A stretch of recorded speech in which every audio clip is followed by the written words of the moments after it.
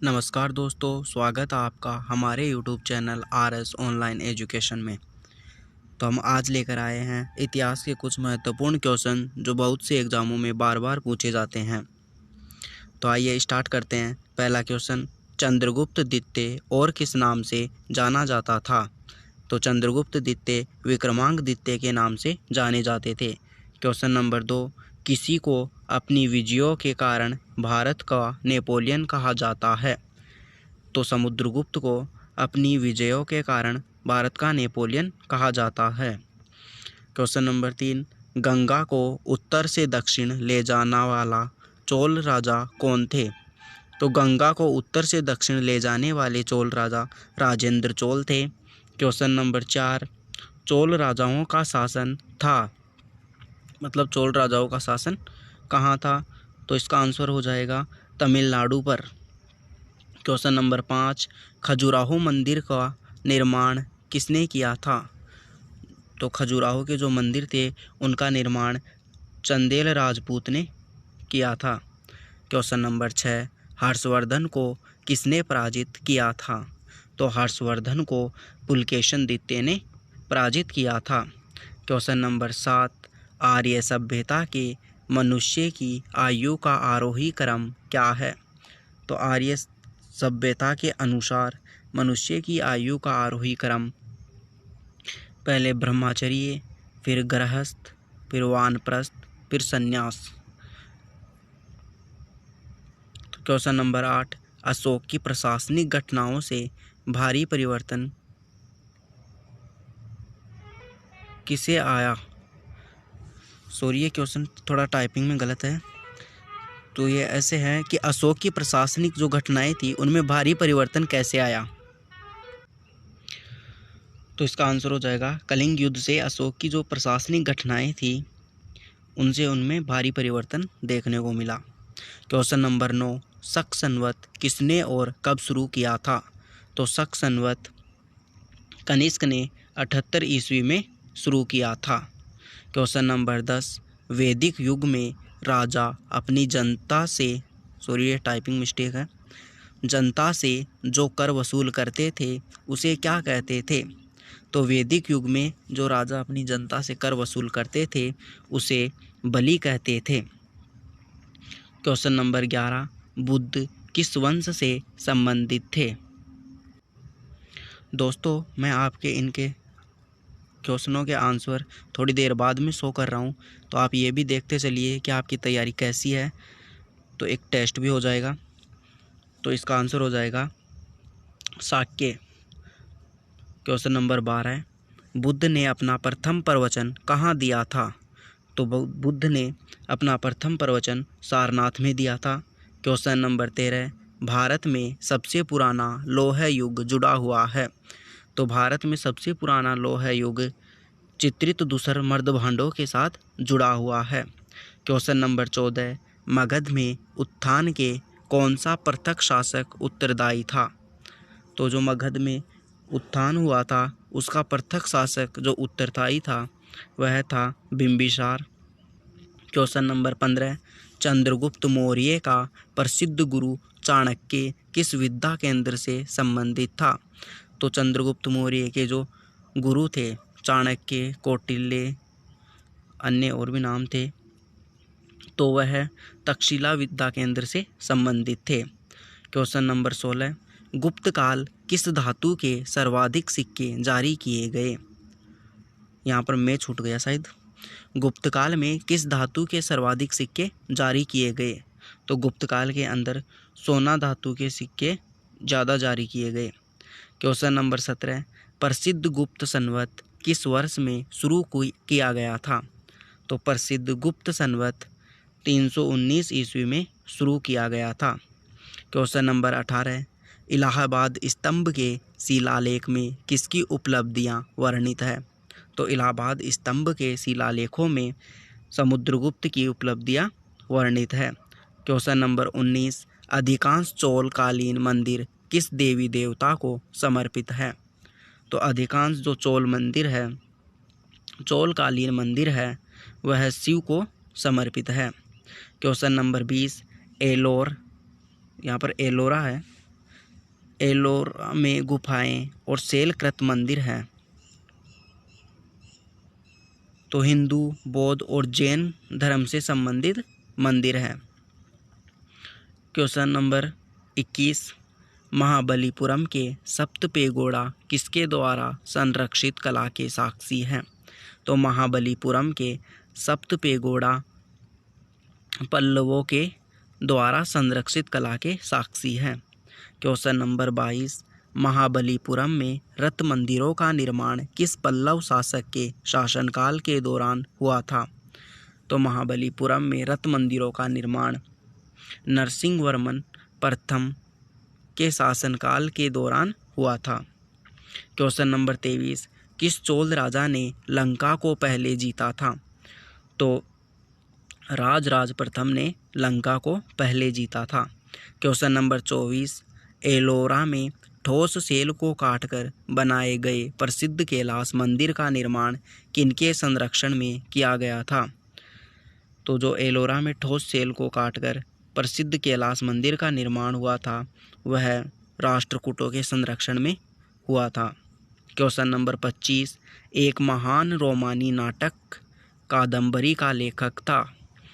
तो जो एक महान रोमानी नाटक था कादम्बरी, उसके लेखक थे बाणभट्ट। क्वेश्चन नंबर 26, वैदिक लोगों द्वारा किस धातु का प्रयोग पहले किया गया था? तो जो वैदिक काल के लोग थे उनके द्वारा सर्वप्रथम किस धातु का उपयोग किया गया था? तो वह तांबा धातु का उपयोग किया गया था।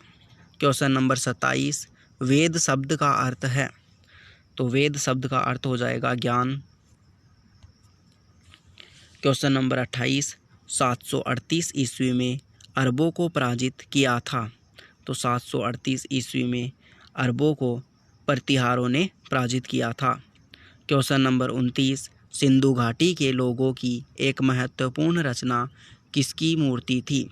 तो सिंधु घाटी के लोगों की एक महत्वपूर्ण रचना नृत्य करती हुई बालिका की मूर्ति थी। क्वेश्चन नंबर 30, लोथल नामक स्थान पर किस सभ्यता में जहाजी माल घाट था? तो लोथल नामक स्थान पर सिंधु घाटी सभ्यता में जहाजी माल घाट था। क्वेश्चन नंबर 31, आर्यों को एक जाति कहने वाला पहला यूरोपियन कौन था? तो आर्यों को एक जाति कहने वाला पहला यूरोपियन मैक्स मूलर थे। क्वेश्चन नंबर 33, पांचवी बौद्ध परिषद का आयोजन किसने किया था? तो पांचवी बौद्ध परिषद का आयोजन हर्ष ने किया था। दोस्तों, अगर वीडियो पसंद आ रहा है तो वीडियो को लाइक करना, शेयर करना और चैनल पर पहली बार आए हो तो सब्सक्राइब करना। तो आगे बढ़ते हैं। क्वेश्चन नंबर 33, बुद्ध का अर्थ है? तो बुद्ध का अर्थ ज्ञान प्राप्ति है। क्वेश्चन नंबर 34, बौद्ध धर्म ने समाज के दो वर्गों को अपने साथ जोड़कर एक विशेष प्रभाव छोड़ा था, वे थे? तो बौद्ध धर्म ने समाज के जो दो वर्ग थे उनको बताना है, तो स्त्रियां और शूद्र। क्वेश्चन नंबर 35, बौद्ध धर्म में बुल का संबंध बुद्ध के जीवन की किस घटना के साथ है? तो बौद्ध धर्म में बुल का संबंध जन्म से है, बुद्ध के जन्म से। क्वेश्चन नंबर 36, प्राचीन काल में स्रोत सामग्री लिखने के लिए प्रयुक्त भाषा थी? तो प्राचीन काल में स्रोत सामग्री लिखने के लिए प्रयुक्त भाषा संस्कृत थी। क्वेश्चन नंबर 37, हेरोडोटस को माना जाता है? तो हेरोडोटस को इतिहास का जनक माना जाता है। क्वेश्चन नंबर 38, प्राचीन काल में कौन कलिंग का एक महान शासक था? तो प्राचीन काल में खारवेल एक कलिंग के महान शासक थे। क्वेश्चन नंबर 39, सबसे पुरानी विद्यापीठ कौन सी है? तो सबसे पुरानी विद्यापीठ तक्षशिला है। क्वेश्चन नंबर 40, गुप्त राजा किसने विक्रमांक द्वितीय की पदवी ग्रहण की थी? यहाँ पर किसने नहीं, जिसने है, सॉरी गलती से बोल दिया। गुप्त राजा जिसने विक्रमांक द्वितीय की पदवी ग्रहण की थी वह थे चंद्रगुप्त द्वितीय। क्वेश्चन नंबर 41, गुप्तकाल के चांदी के सिक्कों को कहते थे? तो गुप्तकाल के चांदी के सिक्के थे, उन्हें रुपया कहते थे। क्वेश्चन नंबर 42, हरिसेन किस राज कवि का नाम था? तो हरिसेन किसका राजकवि था? तो हरिसेन समुद्रगुप्त के राजकवि थे। क्वेश्चन नंबर 43, रोमन साम्राज्य के साथ भारत का व्यापार रोम पर किसके द्वारा आक्रमण के साथ समाप्त हो गया?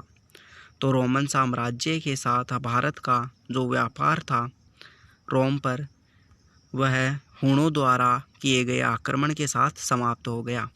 क्वेश्चन नंबर 44, प्राचीन भारत के विख्यात चिकित्सक धन्वंतरि ने अपना परामर्श किसके दरबार में दिया था?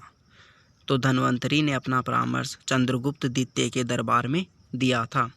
क्वेश्चन नंबर 45, किस चोल शासक ने श्रीलंका के भाग को जीतकर अपने साम्राज्य का एक प्रांत बनाया था?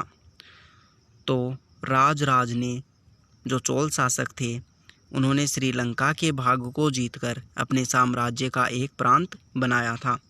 क्वेश्चन नंबर 46, बिना दुर्ग के एकमात्र सिंधु नगर कौन सा था? तो बिना दुर्ग का एकमात्र सिंधु नगर चन्हुदड़ो था। क्वेश्चन नंबर 47, सिंधु सभ्यता के टेराकोटा में कौन सा पालतू जानवर विद्यमान नहीं था? तो सिंधु सभ्यता के टेराकोटा में गाय पालतू जानवर नहीं था, गाय बिल्कुल भी नहीं थी। क्वेश्चन नंबर 48, गौतम बुद्ध का जन्म स्थान था? तो गौतम बुद्ध का जन्म स्थान लुम्बिनी था। क्वेश्चन नंबर 49, बौद्धों का पवित्र ग्रंथ कौन सा है? तो बौद्धों का पवित्र ग्रंथ त्रिपिटक है। क्वेश्चन नंबर 50, भारत में 5वीं शताब्दी के प्राचीन विश्वविद्यालय की स्थापना कहाँ की गई थी? तो 5वीं शताब्दी में प्राचीन विश्वविद्यालय की स्थापना भारत में नालंदा में की गई थी। अगर दोस्तों आपको वीडियो की स्पीड कम या ज़्यादा लग रही है तो अपने हिसाब से एडजस्ट कर लेना, और साथ ही साथ आप अपना स्कोर भी शेयर करना कि आपके कितने क्वेश्चन सही होते हैं। तो आगे बढ़ते हैं। क्वेश्चन नंबर 51, सिकंदर महान का शिक्षक कौन था? तो सिकंदर महान के शिक्षक अरस्तु थे। क्वेश्चन नंबर 52, चंद्रगुप्त मौर्य के बाद मौर्य सिंहासन पर कौन बैठा था? तो चंद्रगुप्त मौर्य के बाद मौर्य सिंहासन पर बिंदुसार बैठा था। क्वेश्चन नंबर 53, किसके द्वारा तृतीय बौद्ध परिषद को संरक्षण प्रदान किया गया था? तो तृतीय बौद्ध परिषद को अशोक के द्वारा संरक्षण प्रदान किया गया था। क्वेश्चन नंबर 54, कनिष्क के शासनकाल में रहने वाले साहित्यकार थे? तो कनिष्क के शासनकाल के दौरान नागार्जुन और अश्वघोष मुख्य साहित्यकार थे। क्वेश्चन नंबर 55, पहला ज्ञात गुप्त शासक था? तो पहला ज्ञात जो गुप्त शासक था वह श्रीगुप्त थे। क्वेश्चन नंबर 56, भारतीय संस्कृति का स्वर्ण युग था? तो भारतीय संस्कृति का स्वर्ण युग गुप्त काल था। क्वेश्चन नंबर 57, कौन सी साहित्यक रचना शास्त्रीय संस्कृत साहित्य से संबंधित है? तो साहित्य रचना जो शास्त्रीय संस्कृत साहित्य से संबंधित थी वह मेघदूत थी। एलोरा में गुफा एवं शिलोत्कीर्ण मंदिर किसका प्रतिनिधित्व करते हैं? तो एलोरा में गुफा एवं शिलोत्कीर्ण मंदिर हिंदू, बौद्ध और जैनों के प्रतिनिधित्व करते हैं। क्वेश्चन नंबर 59, चोलेश्वर नामक मंदिर का निर्माण किसने किया था? तो चोलेश्वर नामक मंदिर का निर्माण विजयालय ने किया था, विजयालय। क्वेश्चन नंबर 60, मंदिर का सबसे लंबा गलियारा कहाँ पर है? तो मंदिर का सबसे लंबा गलियारा रामेश्वरम में है। क्वेश्चन नंबर 61, अद्वैत दर्शन के मुख्य प्रतिपादक कहाँ थे? तो अद्वैत दर्शन के मुख्य प्रतिपादक शंकराचार्य थे। क्वेश्चन नंबर 62, कोणार्क मंदिर के देवता हैं? तो कोणार्क मंदिर के देवता सूर्य है। क्वेश्चन नंबर 63, हड़प्पा के लोगों की सामाजिक पद्धति थी। तो हड़प्पा के लोगों की सामाजिक पद्धति उचित समतावादी पद्धति थी। क्वेश्चन नंबर 64, हड़प्पा सभ्यता के लोग मुख्यतः मातृ देवी की उपासना करते थे, साथ ही साथ और किसकी उपासना करते थे? यहाँ पर थोड़ा टाइपिंग मिस्टेक है, सॉरी।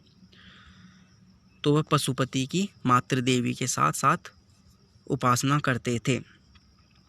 क्वेश्चन नंबर 65, सिंधु घाटी के घर किससे बनाए जाते थे? तो सिंधु घाटी के घर ईंट से बने होते थे। क्वेश्चन नंबर 66, हड़प्पा सभ्यता कैसी थी? तो हड़प्पा सभ्यता नगरीय सभ्यता थी। क्वेश्चन नंबर 67, सर्वप्रथम कपास का उत्पादन किसने किया था? तो सर्वप्रथम कपास का उत्पादन हड़प्पा वासियों ने किया था। क्वेश्चन नंबर 68, सिंधु घाटी की खुदाई में मिले अवशेषों में तत्कालीन व्यापारिक और आर्थिक विकास की द्योतक थी। तो सिंधु घाटी की खुदाई में जो अवशेष मिले उनमें तत्कालीन व्यापारिक और आर्थिक विकास की द्योतक क्या थी? तो वहाँ की मुद्रा थी। क्वेश्चन नंबर 69, हड़प्पा की सभ्यता थी। तो ये ऐसे क्वेश्चन ऑप्शन से समझ में आते हैं।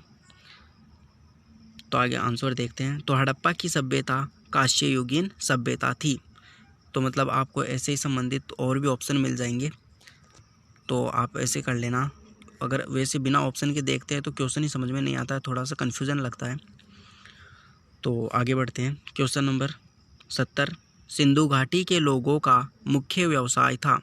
तो सिंधु घाटी के लोगों का मुख्य व्यवसाय कृषि था। क्वेश्चन नंबर 71, भारत में खोजा गया सबसे पहले पुराना शहर था। तो भारत में खोजा गया सबसे पहले पुराना शहर था हड़प्पा। क्वेश्चन नंबर 72, पुरालेख विद्या का अभिप्राय किससे है? तो यहाँ पर किससे है? पुरालेख विद्या का अभिप्राय शिलालेखों के अध्ययन से है। क्वेश्चन नंबर 73, अपवाह तंत्र का निर्माण सबसे पहले किन्होंने किया था? तो अपवाह तंत्र का निर्माण सबसे पहले सिंधु घाटी के लोगों ने किया था। क्वेश्चन नंबर 74, पैमानों की खोज ने यह सिद्ध कर दिया है कि सिंधु घाटी के लोग माप और तौल से परिचित थे। यह खोज कहाँ से प्राप्त हुई? तो यह खोज लोथल से प्राप्त हुई। क्वेश्चन नंबर 75, हड़प्पा काल की मुद्राओं के निर्माण के लिए उपयोग में लिया गया। तो हड़प्पा काल की जो मुद्राएं थी उनके निर्माण के लिए क्या उपयोग में लिया गया था? तो वह मुद्राएं टेराकोटा से बनाई गई थी। दोस्तों, ये सभी प्रश्न प्रतियोगिता परीक्षाओं के लिए अत्यंत महत्वपूर्ण है, तो आप इन क्वेश्चनों को अच्छे से याद कर लेना। अगर आपको एक बार में ना याद हो तो वीडियो को दोबारा देख लेना या 3 बार देख लेना, लेकिन आप इन्हें अच्छे से याद कर लेना, क्योंकि ये बार बार बहुत से एग्ज़ामों में रिपीट होते रहते हैं। तो चलिए आगे बढ़ते हैं। Question number 76। तो क्वेश्चन नंबर 76 है, Charles Masson, Cunningham, M Wheeler और पी.एस. वत्स में से किसका हड़प्पा संस्कृति के अध्ययन के साथ संबंध नहीं है? तो इनमें से पी.एस. वत्स का संस्कृति के अध्ययन के साथ, हड़प्पा की संस्कृति के अध्ययन के साथ संबंध नहीं है। क्वेश्चन नंबर 77, कालीबंगा स्थित है। तो कालीबंगा राजस्थान के हनुमानगढ़ जिले में स्थित है। क्वेश्चन नंबर 78, हड़प्पा सभ्यता के सर्वप्रथम खोजकर्ता थे। तो हड़प्पा सभ्यता के सर्वप्रथम खोजकर्ता दयाराम साहनी जी थे। क्वेश्चन नंबर 79, हड़प्पा सभ्यता की खोज, सॉरी ये आगे छूट गया, तो ऑप्शन देखते हैं। तो ये प्रश्न था, हड़प्पा सभ्यता की खोज कब की गई? तो हड़प्पा सभ्यता की खोज 1921 से 1922 में की गई। क्वेश्चन नंबर 80, लोथल नामक स्थान पर सिंधु घाटी सभ्यता का था। तो लोथल नामक जो स्थान था सिंधु घाटी सभ्यता का, वह किस काम के लिए फेमस था? तो वहाँ पर जहाजी माल घाट था। क्वेश्चन नंबर 81, प्राचीन वैदिक युग की सभ्यता के बारे में सूचना किसमें दी गई? तो प्राचीन वैदिक युग की सभ्यता के बारे में सूचना ऋग्वेद में दी गई। वैदिक गणित का सर्वाधिक महत्वपूर्ण ग्रंथ है। तो वैदिक गणित का सर्वाधिक महत्वपूर्ण ग्रंथ शुल्ब सूत्र है। क्वेश्चन नंबर 83, जौ, गेहूँ, चावल और तंबाकू के फसल का ज्ञान किस काल के लोगों को नहीं था? तो जौ, गेहूँ, चावल और तंबाकू के फसल का ज्ञान वैदिक काल के लोगों को नहीं था। क्वेश्चन नंबर 84, प्रारंभिक आर्य मुख्यतः निवास करते थे। तो प्रारंभिक आर्य मुख्यतः गांवों में निवास करते थे। क्वेश्चन नंबर 85, उत्तर वैदिक काल के वेद विरोधी और ब्राह्मण विरोधी धार्मिक अध्यापकों को किस नाम से जाना जाता था? तो उत्तर वैदिक काल के वेद विरोधी और ब्राह्मण विरोधी धार्मिक अध्यापकों को सरमण के नाम से जाना जाता था। क्वेश्चन नंबर 86, भारतीय संगीत का उद्गम किस संहिता में खोजा जा सकता है? तो भारतीय संगीत का उद्गम सामवेद की संहिता में खोजा जा सकता है। क्वेश्चन नंबर 87, भगवान बुद्ध ने कुशीनगर में अपने प्राण त्यागे थे जिसे बौद्ध धर्म में कहा गया था।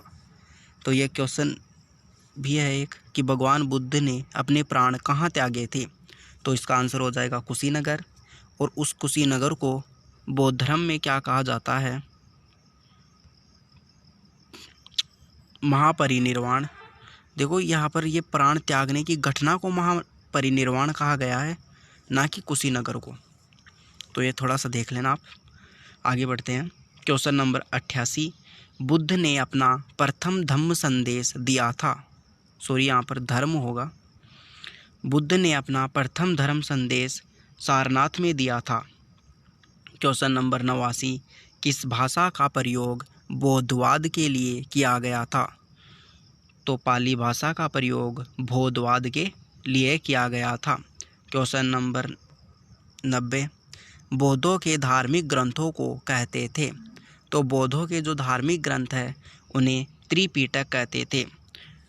और इनके त्रिपिटक है, पहला सुत्त पिटक, दूसरा विनय पिटक और तीसरा अभिधम्म पिटक। तो इन तीनों के नाम भी याद रखना, चाहे नोट कर सकते हो आप। तो आगे बढ़ते हैं। क्वेश्चन नंबर 91, अजंता की गुफाओं पर उत्कीर्ण कुछ कलाकृतियों का संबंध किससे है? तो अजंता की गुफाओं पर जो उत्कीर्ण कलाकृतियां हैं उनका संबंध गुप्त काल से है। क्वेश्चन नंबर 92, चित्रकला की गांधार शैली का सूत्रपात किसके द्वारा किया गया था? तो चित्रकला की जो गांधार शैली थी उसका सूत्रपात महायान संप्रदाय के द्वारा किया गया था। क्वेश्चन नंबर 93, बौद्धों के विश्वास के अनुसार गौतम बुद्ध का अगला अवतार किसको माना जाता है? तो बौद्धों के विश्वास के अनुसार गौतम बुद्ध का अगला अवतार मैत्रेय को माना जाता है। क्वेश्चन नंबर 94, प्रसिद्ध अजंता गुफाओं में उत्कीर्णन का काम सबसे पहले किसके शासनकाल के दौरान आरंभ हुआ था? तो जो अजंता की गुफाएं हैं उनमें उत्कीर्ण का काम सबसे पहले सातवाहनों के शासनकाल के दौरान आरंभ हुआ था। दोस्तों, आपको कमेंट बॉक्स में ये भी बताना है कि ये अजंता की गुफाएं कहाँ पर है। यह आपके लिए क्वेश्चन आंसर देना। क्वेश्चन नंबर 95, अफगानिस्तान में बुद्ध की 2 विशाल मूर्तियों को कहाँ नष्ट कर दिया? तो अफगानिस्तान में जो बुद्ध की 2 मूर्तियाँ थीं उन्हें बामियान में नष्ट किया गया। क्वेश्चन नंबर 96, तमिल का गौरव ग्रंथ जीवक चिंतामणि किस धर्म से संबंधित है? तो तमिल का जो गौरव ग्रंथ जीवक चिंतामणि था वह जैन धर्म से संबंधित था। क्वेश्चन नंबर 97, जैनियों के प्रथम तीर्थंकर कौन थे? तो जैनियों के प्रथम तीर्थंकर ऋषभदेव थे। क्वेश्चन नंबर 98, लॉर्ड महावीर की मृत्यु कहाँ हुई थी? तो लॉर्ड महावीर की मृत्यु मल्ल गणराज्य की राजधानी पावापुरी में हुई थी। क्वेश्चन नंबर 99, महावीर की माता का नाम क्या था? तो महावीर कौन थे? तो महावीर जैन धर्म के 24वें तीर्थंकर थे और उनकी माता का नाम त्रिशला था। तो क्वेश्चन नंबर 100 जो आज का लास्ट क्वेश्चन है, महावीर का जन्म किस नाम से और किस गोत्र में हुआ था? तो महावीर का जन्म ज्ञात्रक नाम से क्षत्रिय गोत्र में हुआ था। तो आज के 100 क्वेश्चन समाप्त होते हैं। और अगर आपको वीडियो पसंद आया है तो वीडियो को लाइक करना और अपने दोस्तों के साथ शेयर करना। और हाँ, चैनल पर पहली बार आए हो तो चैनल को सब्सक्राइब करना और साथ ही साथ बेल आइकन भी प्रेस कर लेना, जिससे आपको चैनल के और भी नोटिफिकेशन मिलते रहें और वीडियो की जानकारी तुरंत मिलती रहे। और हाँ,